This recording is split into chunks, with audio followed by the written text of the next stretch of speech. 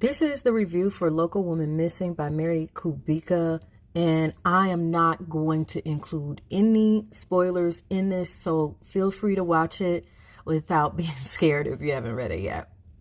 But I'm going to give up what I can, but it's not going to cover the entire book. Okay, this is my first time ever reading the author Mary Kubica. I actually have like 2-3 other of her books, and then this one in particular I got in a set with 2 other books from Ollie's. This book is about three people go missing. 2 women and 1 child goes missing, a little girl. And the little girl comes back 11 years later. Okay, so she reappears in her neighborhood 11 years later. And so what this book does is it covers all the different characters who live in this suburban neighborhood and how they all interconnect. So what the book does is that each and every chapter is a different character's narration of the story, and each chapter is either present day or 11 years ago. And that was really interesting to read in that way.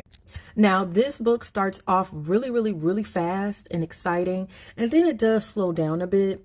And it was during the slowing down period that I almost DNF'd it. But what I did was I picked up the audiobook for it and listened to that. Now, I have never DNF'd a book before, and I think that's the reason why I didn't with this, and I'm glad that I picked up the audiobook, because then that's helped me to get through that slower part. And actually, I ended up just going between the audiobook and reading it after that. And then also keep in mind, see, with DNFing, it slowed down, but is that because I'm a busy person?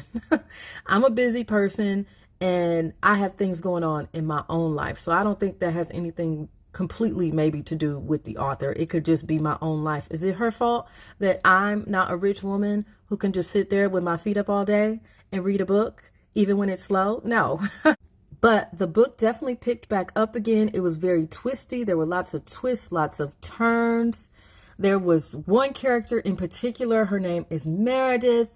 I wanted to shake Meredith. And we don't victim shame over here, but I was just like, Meredith, come on, Meredith, really? And then at the end, the book actually made me tear up a bit.